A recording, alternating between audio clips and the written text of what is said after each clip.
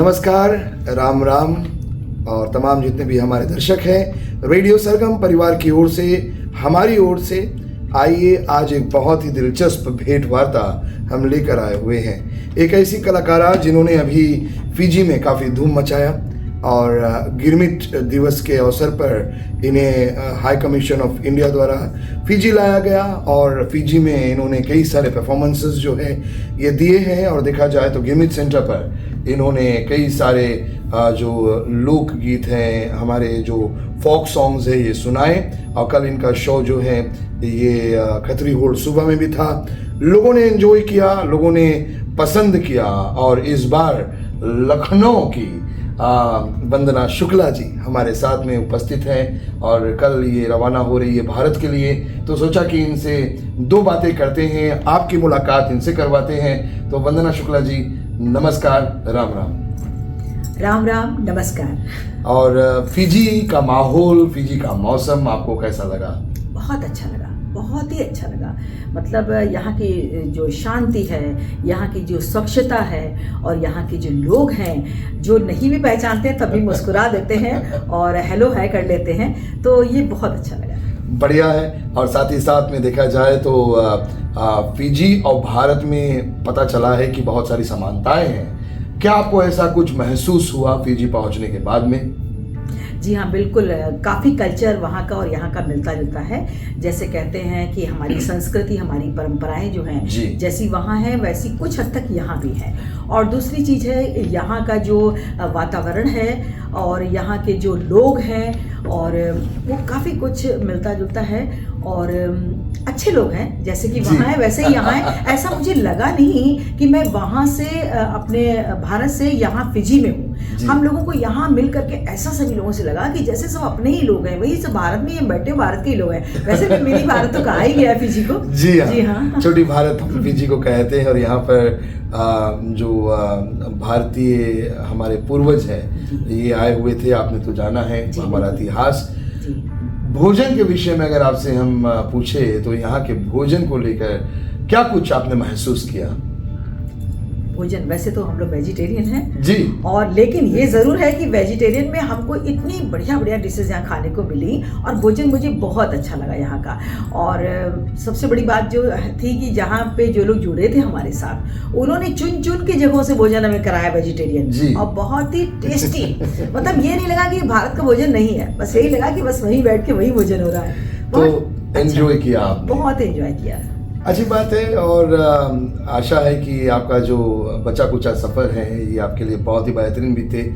Fiji में कुछ इलाकों में घूमने का कोई प्रबंध हुआ था? कहीं घूमने गई? बिल्कुल, घूमने का प्रबंध हुआ था। वही जब हम लोग यहाँ पर आए हैं, इतने अच्छे लोग मिले हैं तो भले ही मैंने ना कहा हो अपने मुँह से, लेकिन उन्होंने कहा कि नहीं चलिए आपको फिजी घुमाते हैं और घुमाया। और इतनी अच्छी अच्छी जगह घुमाया, जहाँ जहाँ भी गई बहुत एंजॉय किया। पिक्चर्स वगैरह लिए होंगे? पिक्चर्स वगैरह लिए, अरे बहुत सारे फोटोग्राफ्स हैं। जाऊँगी भारत तो दिखाऊंगी सबको जा करके। हमारे साथ एक्चुअली मेघनाथ जी जुड़े हुए थे और उन्होंने कोई कोर कसर बाकी नहीं रखी हम लोग को घुमाने फिराने में। बहुत ही भोजन के मामले में भी, घुमाने के मामले में भी, और बहुत अच्छा लगा मिलके उनसे। आगे बढ़ते हैं तो चलिए आपके बचपने से शुरू करते हैं। हम जानना चाहेंगे कि आप का बचपन कैसा रहा है, बचपन कैसा बीता, आपके माता पिता, आपके भाई बहन, इनके विषय में हम चाहेंगे थोड़ी सी चर्चा आप करें। जी हाँ, बिल्कुल। मेरा बचपन तो बहुत अच्छी तरह से बीता है। छोटपन से ही मुझे शौक था वही गाने का, डांस का।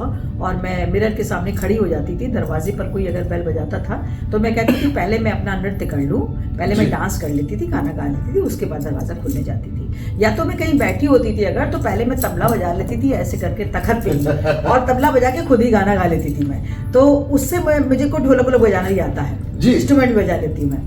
तो अच्छा माहौल रहा, अच्छी चीज़ें सीखने को मिली और अच्छी तरह से बचपन बिताया हमने।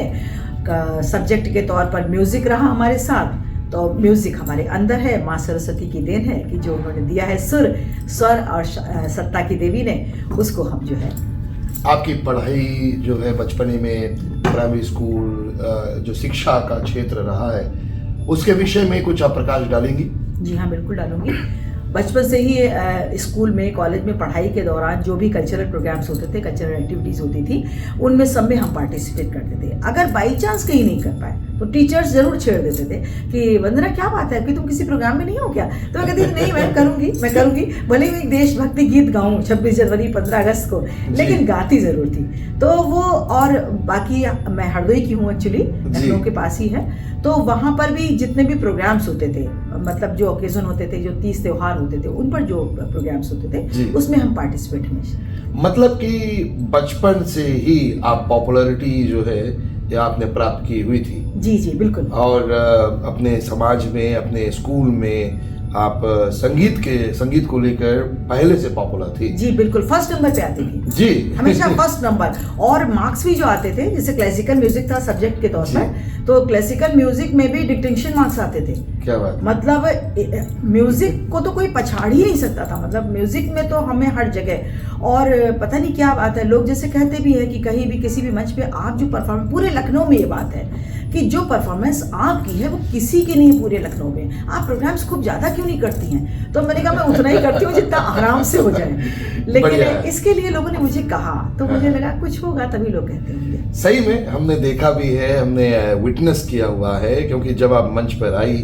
जब आपने गिरमिट सेंटर पर गाना शुरू किया, जब आपने आपकी मुस्कुराहट जो आपने बिखेरी, वो देखते ही बनता था और ऐसा लग रहा था कि चलो कुछ तो हलचल मचने वाला है। और जब आपने गाना शुरू किया, जो आपका बॉडी लैंग्वेज था, जो मूवमेंट, और जिस तरह से आप संगीत में एकदम घुल गई थी, यूँ कहे कि दर्शक जो है वही देखना चाहते हैं। दर्शक गाना सुनते तो हैं, लेकिन गाने वाले को जब देखते हैं और उनका मिजाज, उनका रवैया गाने से ज्यादा बोलता है। बहुत सही बात आपने कही है। जब आप अपने अंदर किसी चीज को जिएंगे तब बाहर के लोग भी एंजॉय करेंगे। अगर आप अपने सीधे बैठ के ऐसे गाना गा दीजिए आप, तो सामने वाला भी सीधे ही बैठे आराम से ऐसे ही बैठे रहेगा। लेकिन जब आप कुछ करते हैं तो वो सामने वाला भी सोचता है कि बहुत जैसे रम गए हैं, रंगे हुए हैं बिल्कुल,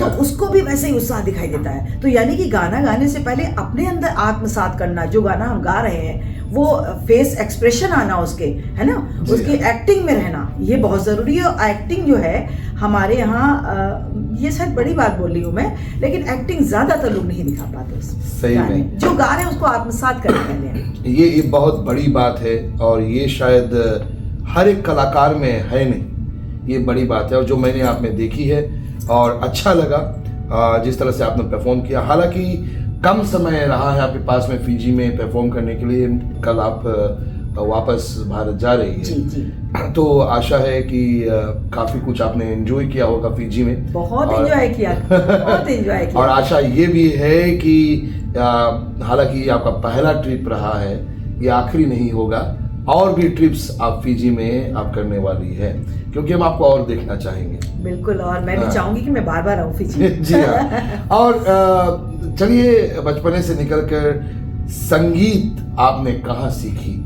ये हम जानना चाहेंगे कि क्या आपने कहीं पर स्पेशल, जैसा कि आपने कहा कि बचपन से तो आप गा रही है, तो गौरतलब है कि आप में संगीत पहले से ही है, लेकिन क्या इसको और भी एनहांस करने के लिए, क्या इसको और भी चमकीला बनाने के लिए, और भी रसीला बनाने के लिए आपने कहीं पर कोर्स वगैरह किया है? जी हाँ, बिल्कुल किया। पहले तो एज ए सब्जेक्ट ही मैंने एक कोर्स ही था वो, कि हाई स्कूल और इंटर और बीए में मैंने क्लासिकल म्यूजिक लिया। और कहते हैं क्लासिकल म्यूजिक जो सीखता है उसके अंदर भाई गले में कुछ तो है, सुर तो है, तभी उसने सीखा है। और उसके बाद में मैं जब शादी के बाद लखनऊ आई, तो लखनऊ में मैंने 2 साल का भातखंडे संगीत संस्थान में कोर्स किया जी, लाइट म्यूजिक का।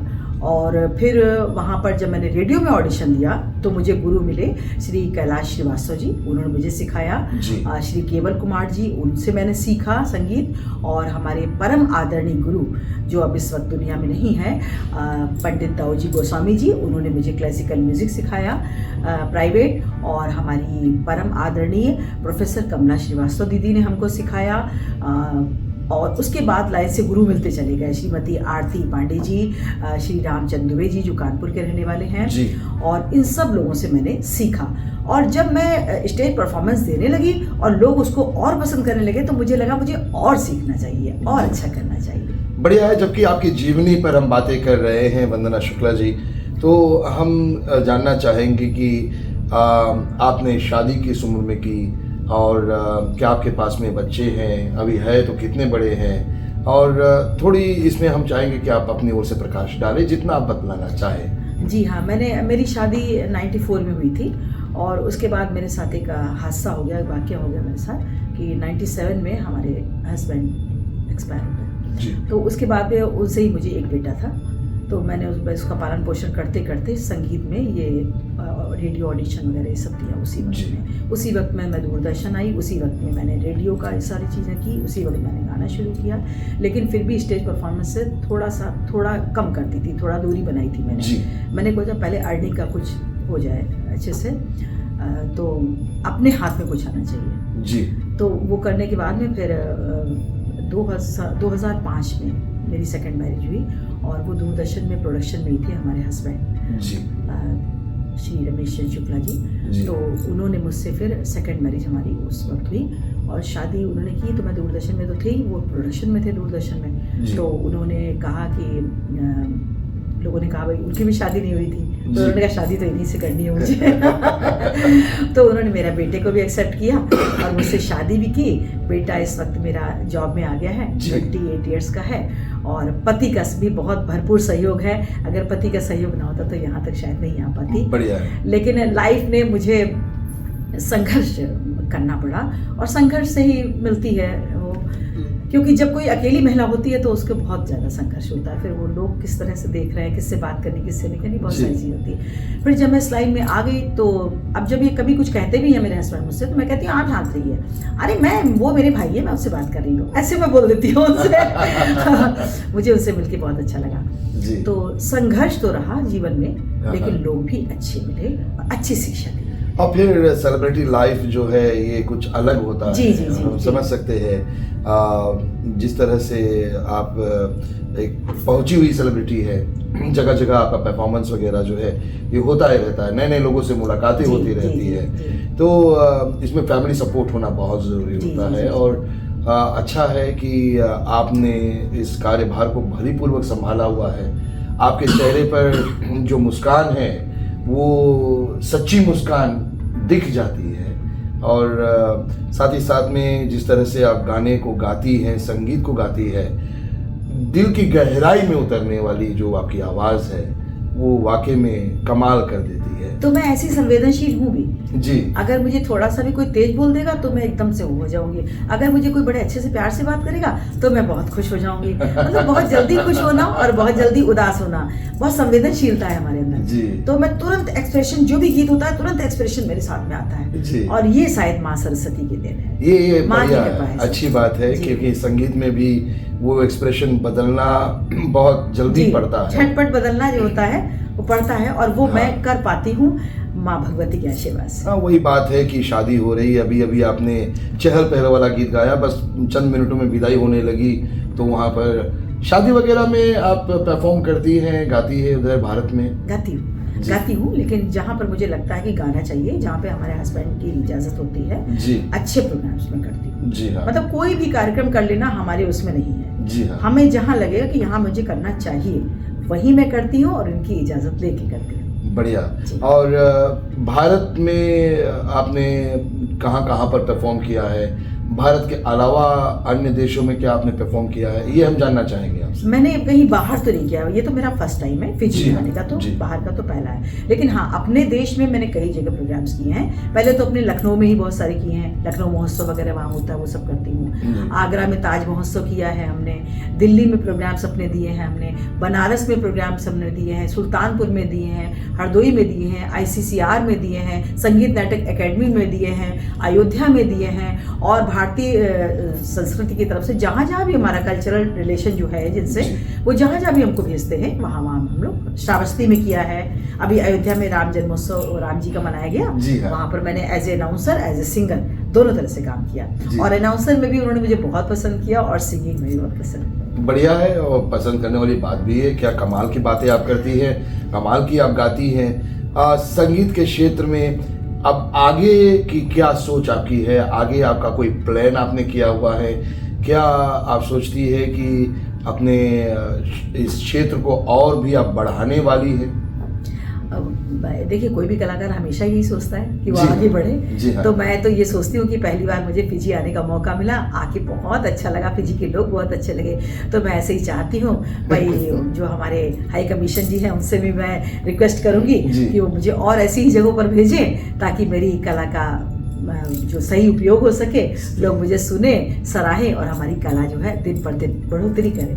बढ़िया है। जी हाँ। और प्रोग्राम्स मिलते रहेंगे तो काम होता रहेगा, अगर नहीं मिलेंगे तो फिर बैठ जाएंगे। अगर आपसे सवाल करें कि भारतीय प्लेबैक सिंगिंग में किन के साथ में आप गाना चाहेंगी, तो कोई नाम या शायद कोई अगर पुराना हो या अभी नहीं भी है, अगर किसी के साथ में मौका लगे आपको गाने को, किन को आप अपने साथ या फिर आप किन के साथ गाना पसंद करेंगे? कैलाश खेर जी के साथ। क्या बात है। कैलाश खेर जी के साथ। आशा है वो ये इंटरव्यू देखे। और वाकई में अच्छा लगा आपसे बातें करते हुए, लेकिन बात कितना करेंगे, इतनी सारी बातें हैं। जी हाँ। और आप है संगीत की धनी जी। और अगर इतनी सारी बातें हमारी जनता सुन रही है, हमारे दर्शक सुन रहे हैं, और आपकी रसीली आवाज ना सुने जी, तो फिर ये तो नाइंसाफी हो जाएगी। तो हम दरख्वास्त करेंगे, आपसे निवेदन करेंगे कि एक दो सुर आप मिलाइए और थोड़ा सा, हम जानते हैं साज बाज तो नहीं है, लेकिन सिर्फ आपकी आवाज एकदम रॉ वॉइस हम कहेंगे कि आप हमारी जनता को सुना दीजिए। बिल्कुल बिल्कुल। जी हाँ।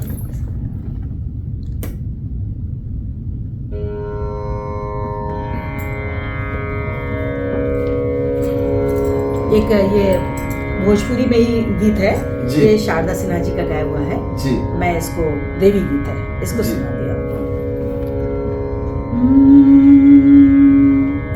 जगदम्बा घर में दियरा बार आईनी है, जगदम्बा घर में दियरा बार आईनी है, जगतारन घर में दियरा बार आईनी है, जगदम्बा घर में दियरा।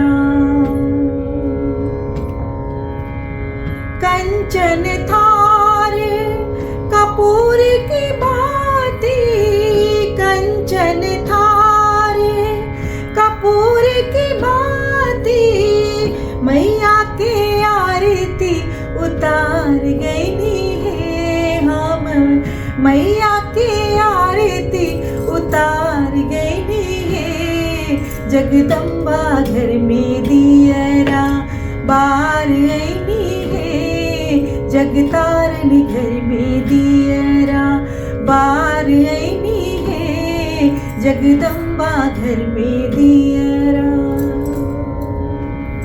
वाह वाह, मन एकदम यूं कहे कि मंत्र मुग्ध हो गया। Thank you. और जिस तरह से कभी कभी हम अपने आप को इतना सौभाग्यशाली मानते हैं कि आप जैसे फनकार के साथ में बैठकर भेंट वार्ता करना, आपकी आवाज़ को सुनना, आपकी जीवनी को समझना, जानना, और एक अलग ही ये सौभाग्य होता है। और फिर आज देखिए कितनी सुंदर तरीके से आपने गाया है, लेकिन हम एक और गुजारिश करेंगे कि एक और हो जाए और फिर हम राउंड ऑफ करें। एक सुंदर सा कुछ भी आपने गाया, जो भी आपको अच्छा लगे, आप एक और सुनाइए, उसके बाद में हम इस भेंट वार्ता को राउंड ऑफ करेंगे। आपको भी अगर अच्छा लग रहा है, आवाज़ अच्छी लग रही है, संगीत अच्छी लग रही है, वंदना शुक्ला जी के लिए कमेंट्स ज़रूर कीजिएगा और बताइएगा कि आपको कैसी लगी ये भेंट वार्ता।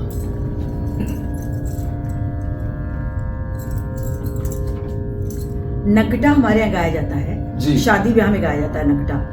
नकटा और जब सब बारात चली जाती है तो घर में जो महिलाएं बचती हैं, कि हमारे यहाँ महिलाएं पहले बारात में नहीं जाती थी जी। और वो रात में वो नकटोरा करती थी, मतलब वेशभूषा बना करके, किसी स्त्री का वेश बना के, स्त्री पुरुष का वेश बना करके नाटक खेलती थी, तो उसे नकटोरा बोलते थे। थोड़ा सा हंसी मजाक का चुटीले गीत है ये। मुझे याद है हम आपके है कौन फिल्म में शायद जी जी जी जी जी जी हाँ, बस सही पकड़े हैं। जी हाँ, तो हो जाए। तो मैं ये नकटा आपको सुना रही हूँ।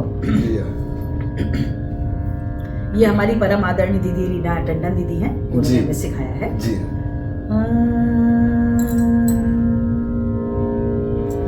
काले भंवर ने कली चटकाई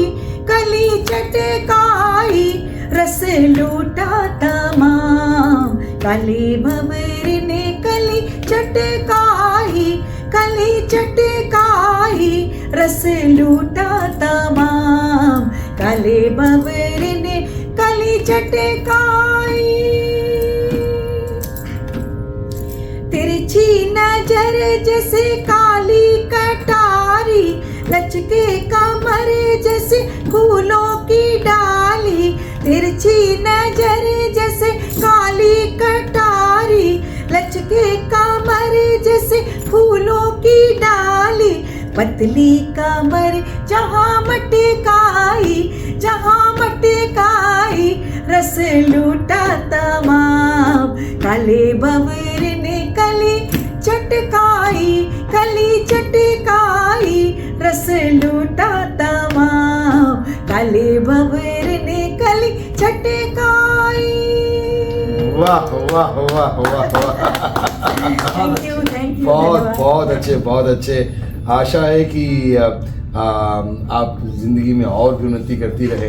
आपके साथ में आपके कुछ जो समाजी हैं, जो साज बजाने वाले हैं, वो भी आपका दल जो है ये फिजी आया हुआ है। जी। तो कुछ आप उनके विषय में चर्चा करना चाहेंगी? नहीं, बिल्कुल बताऊंगी मैं, क्योंकि उनके साथ के बिना तो मैं अधूरी हूँ ना। जी हाँ। जब वो हमें साथ देते हैं तो हमारा गाना और अच्छा होता है और खिल के आता है। हमारे साथ में हमारे श्री सिद्ध प्रकाश त्रिपाठी जी हैं, जो पैड बजा रहे हैं इस वक्त हमारे साथ।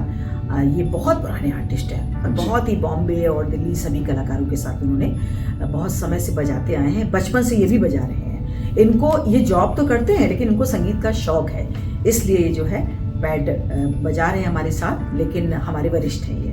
और हमारे साथ जो तबले पर हैं सत्यम शिवम सुंदरम सिंह जी, इन्होंने भी जितनी भी रिकॉर्डिंग्स होती हैं बाहर की होती हैं, फिल्मों में भी जो गाने गए हैं फोक के, उसमें भी इन्होंने बजाया है। और ये भी बहुत पुराने आर्टिस्ट हैं, मतलब म्यूजिक में ही इनका सब कुछ है। साथ में अरुण त्रिपाठी भैया हैं, वो भी काफी समय से हमारे साथ बजा रहे हैं और हमको अच्छा लगा कि वो हमारे साथ बजा रहे हैं, इसलिए मैंने कहा नहीं, उनको साथ लेके चलना है। और हरेश भाई हमारे जो हैं वो अभी बहुत लंबे समय से तो नहीं जुड़े, कम समय से जुड़े हैं, लेकिन ये है कि कला उनमें बहुत अच्छी तरह से कला से सराबोर हैं वो।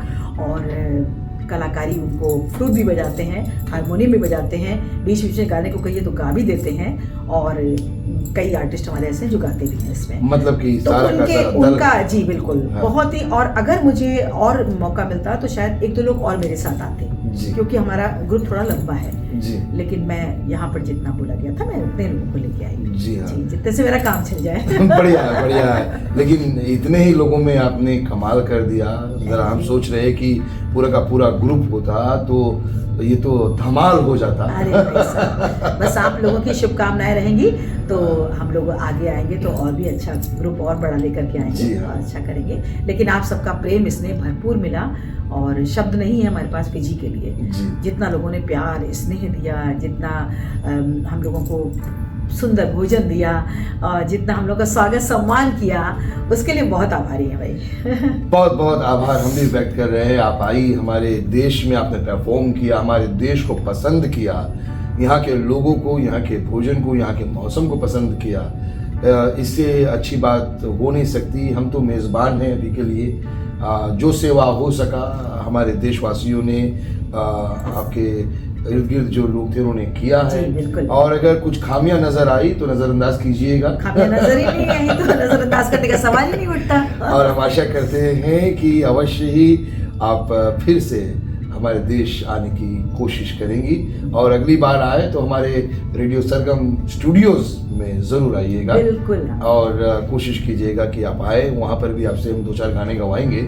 और आशा है कि इस भेंट वार्ता को देखकर लोग आपको और भी ज़्यादा जानेंगे और भी पहचानेंगे। एक अंतिम प्रश्न आपसे हम करना चाहेंगे जाने से पूर्व, अगर आपको प्लेबैक सिंगिंग का मौका लगे बॉलीवुड में, तो क्या आप आगे बढ़ेंगी या फिर नहीं? बढ़ूंगी। जी हाँ। जरूर बढ़ूंगी। ऐसे मौके कहाँ मिलते हैं? जी हाँ, और जी मौका हाँ। मिल जाए तो चूकना नहीं चाहिए। बढ़िया। है ना? तो बहुत बहुत धन्यवाद वंदना शुक्ला जी, आपने अपना समय दिया। धन्यवाद, और आशा thank है you। कि आपका वापसी का सफ़र बहुत ही सुखद बीते, बहुत ही अच्छा बीते, और आपका पूरा का पूरा ग्रुप जो है इसी तरह से लोगों के मन को भाव विभोर करते रहें, इसी तरह से मनोरंजन और अपनी कला से रिझाते रहें। बस यही मंगल कामना आपके लिए हम कर रहे हैं। बिल्कुल, मुझे भी बहुत अच्छा लगा। और चलते चलते मैं हाई कमीशन और ICCR और जो भी प्रतिनिधि यहाँ के जुड़े थे, अधिकारीगण जितने भी थे, उन्होंने जो मुझे सपोर्ट दिया है, जो साथ दिया है, उनका मैं धन्यवाद अदा करूँगी। जितने भी लोग प्रायोजक लोग जुड़े थे हमारे साथ, उन सबका भी बहुत बहुत धन्यवाद। आपका भी बहुत बहुत धन्यवाद। धन्यवाद जी, और धन्यवाद हमारे दर्शक जिन्होंने इस भेंट वार्ता को देखा है। और आशा है कि आगामी दिनों में अवश्य ही वंदना शुक्ला जी से और भी गाने हम सुनेंगे। कुछ गाने हम रेडियो सरगम पर भी अवश्य ही प्रस्तुत करेंगे। अभी के लिए आपको राम राम, जय श्री राम, नमस्कार, खुदा हाफिज।